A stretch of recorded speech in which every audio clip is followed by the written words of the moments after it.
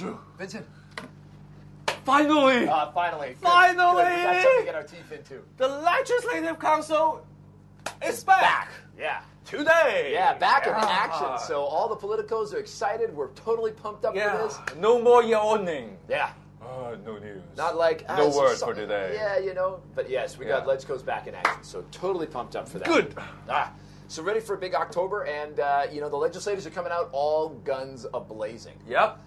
Because there's no policy address. We used to have the policy address at the first meeting. Yeah. We don't have the policy address now. So if we don't have policy, then we gotta have sniping. We gotta have attacks. The bombardment of Paul Chan continues. Dr. Kwok Ka-ki opens up LegCo with a motion again to investigate, to censure. He, you know, even last week he had another motion and that got defeated in committee, but he's bringing it to council this time, and so that heavy bombardment is going to continue. Yep.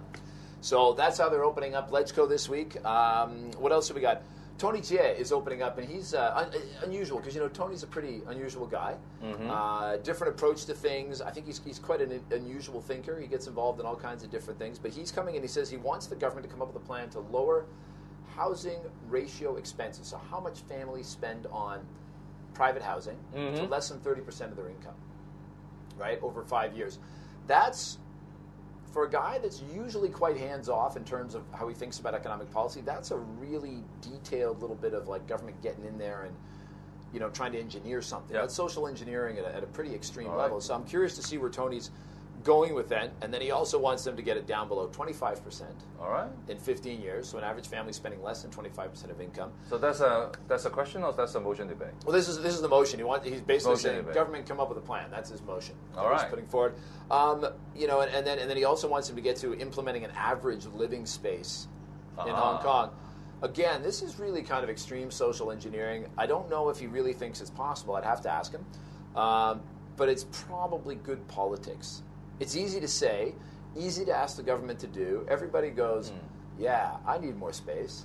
But whether or not it's feasible? But average living space? I mean, you're right. It's social engineering. Yeah. And to get to an average, you know, it's... I mean, there's a lot what does it really mean? Yeah. It means that the partition flats must have a minimum size?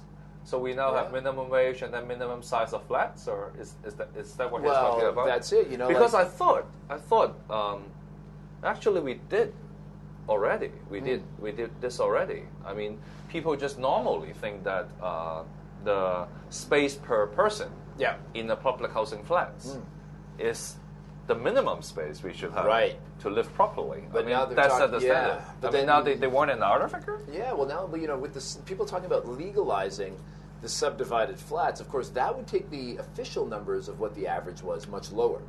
Right now they aren't in the numbers, but if they legalized all these subdivided flats, and people are saying maybe we should, so we can get some safety regulations around them, and let's face it, people need it, but if they brought it in, it would lower that average even more.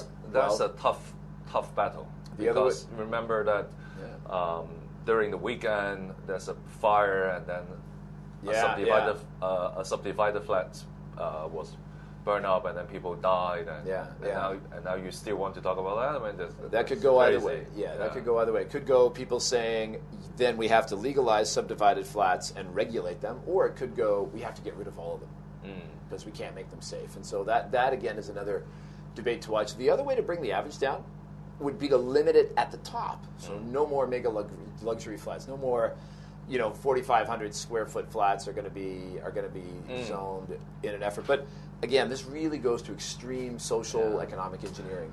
You know, I won't call it subdivided flats. I mean, you know the Chinese name for subdivided flats, right? Tong Fong. Tong Fong. Yeah, Tong. Okay, Tong. Yeah, Tong. Not the ICAC commissioner. Not ICAC getting double, triple boiled? Yeah, not that soup. Okay. But Tong. Not sugar. It's butchered.